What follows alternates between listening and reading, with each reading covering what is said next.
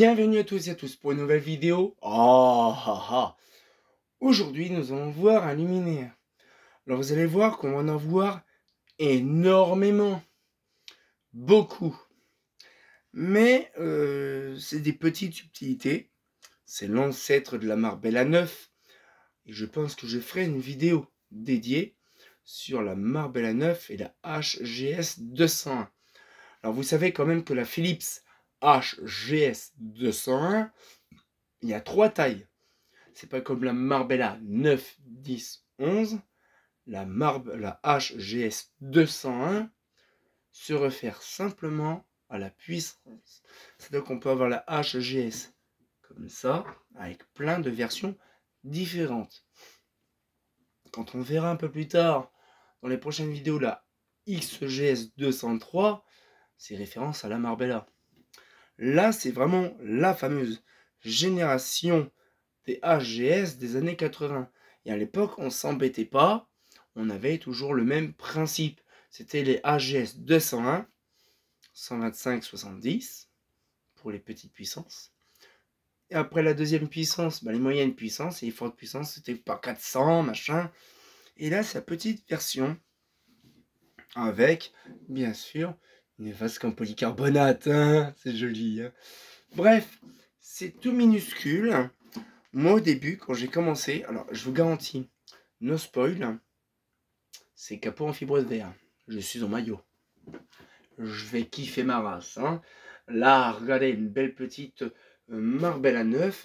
Non, pas Marbella HGS, avec un petit logo Fifi dessus, Philips. Elle est magnifique.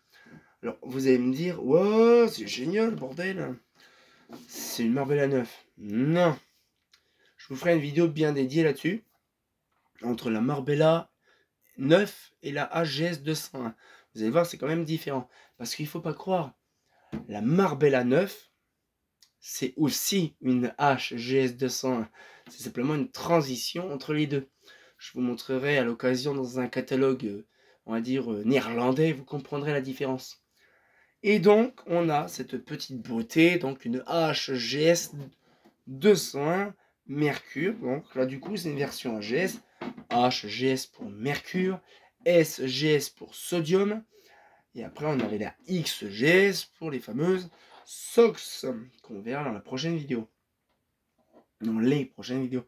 Mais, regardez comme c'est-il pas beau. On avait vraiment... on avait vraiment quelque chose d'assez très rudimentaire. Donc on a nos fameux plaques comme les HGS ou comme les HRP, une douille E27 qu'on avait dedans, et franchement c'était tout point barre. On avait ici une petite truc de momose sur le côté qui a malheureusement disparu, qui est parti en javel, mais c'est vraiment quand même intéressant. Donc là je vais vous le montrer directement un peu mieux sur les gingembre. Hein. Hop. Voilà, les prochaines, ils sont juste là, vous le verrez. Alors, paf, nous avons dans l'ensemble un truc qui n'est pas en polyester comme on a dans la Marbella 9. C'est ce qui fait justement le plus grand charme du luminaire. C'est que ça, c'est en inox. Bon, on a lu, hein. Et donc, après, on a des visseries, par contre, en inox. Ça, après, ce truc-là, on a tellement l'habitude. Hein. On appuie un petit peu. Là. Alors on a les crochetons et ça vient après à partir, si ça veut bien. Hop là. Bon, je vais pas faire le débile, hein. Tentez le diable. Et de base, c'est des crochons. On appuie à fond dessus et on la retient. Comme c'est une vasque qui est en polycarbonate, de base, c'est assez dur. Mais bon, quand elle jaunit, qu'elle prend de l'âge, elle est plus fragile qu'une métacrylate en elle-même. Hein.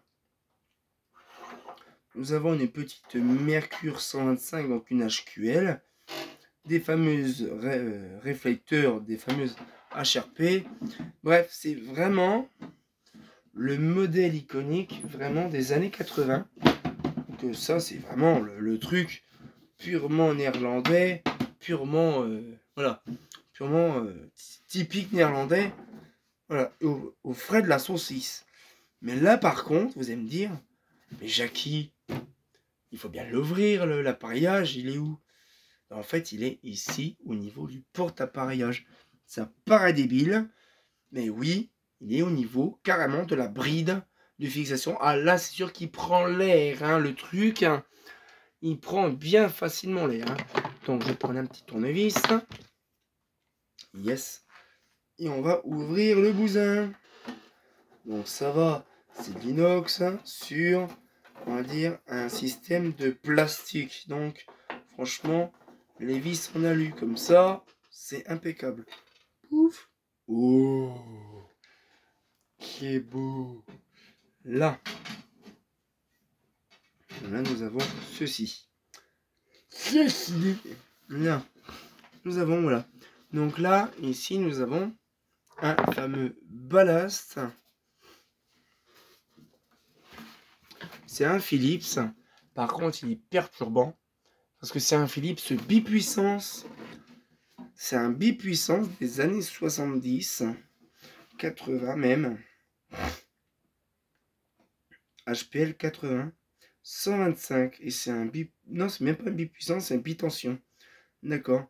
Alors par contre, c'est une version qui est alimentée en 220 volts, 50 Hz. Donc en fait, c'est quand même dingue de se dire.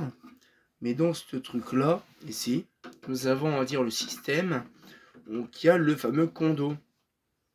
Le condo qui est, lui, monté, on va dire, je crois qu'il est monté en série. Ouais, il est monté en série. Donc c'est complètement con de vouloir monter un condo en série directement sur le système. Ah non, il est pas encore. Attends. Là. Là, ok. Là, et puis l'autre, là, ici.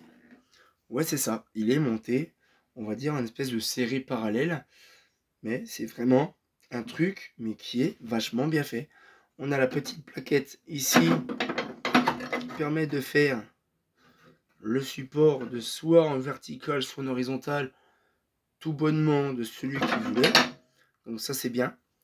Un peu château branlant le truc, mais dans l'ensemble, il est impeccable. Là, actuellement, il est câblé sur... je crois qu'il est câblé sur le 125. Ouais, 125. C'est quand même drôle de se dire que c'est un BHL 125 L12.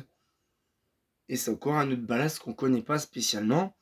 Et il est quand même intéressant à découvrir quand même que Philips, en fait, dans le pays du Gouda, ils en ont fait des centaines de versions différentes de ballast. Hein. Ils ne se sont pas cassés le nœud. Hein.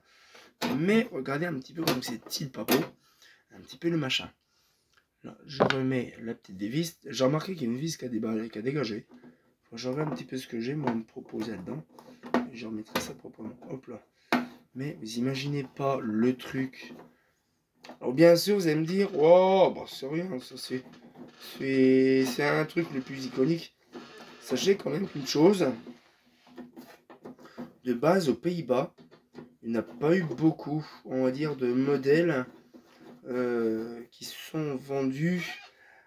Par exemple, la Belgique, on n'en a pas eu beaucoup de versions BF. Hein. Pour une bonne raison, c'est que en fait, ils ont passé directement sur la SOX. Hein.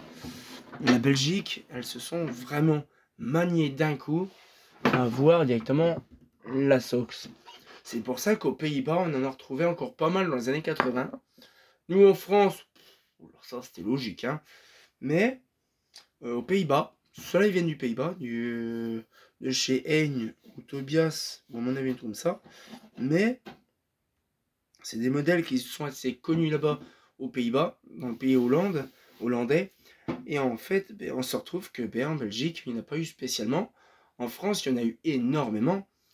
Mais ça s'est rapidement dégagé au profit de d'autres modèles, comme la Barbella 9. Hein. Sauf que ça, de leur côté, dans les années 70, ça y était déjà. Sauf que nous, on avait certains modèles qu'on avait et que eux n'avaient pas. C'est pour ça qu'on avait par exemple la HRP aux Pays-Bas jusque dans les années 87. Hein. Alors que nous, on l'avait plus déjà depuis les années 70. Hein. Qu'est-ce qui a changé? Pourquoi? Qu'est-ce qu'on avait nous en France dans les années 70 à la place des HRP? les NVA, NVB. Donc c'est pour ça qu'il y a des trucs qu'on ne connaît pas, qui ont existé très longtemps aux Pays-Bas et pas en France. Donc j'espère que la petite vidéo vous a plu. Et on va pouvoir se laisser là-dessus. Et on se retient encore pour une nouvelle vidéo. Comme de bien entendu, vous allez surkiffer.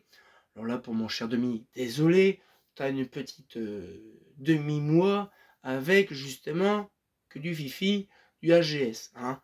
On prévoit de faire des choses très intéressantes bientôt, notamment sur du Clarel à CEC. C'est pas un problème. Donc cette fois-ci, on se retient encore pour une nouvelle vidéo. Et comme de bien entendu, j'espère que mon mal de gorge se terminera bientôt. Parce que je vous garantis, je galère. Hein, fait pas faux.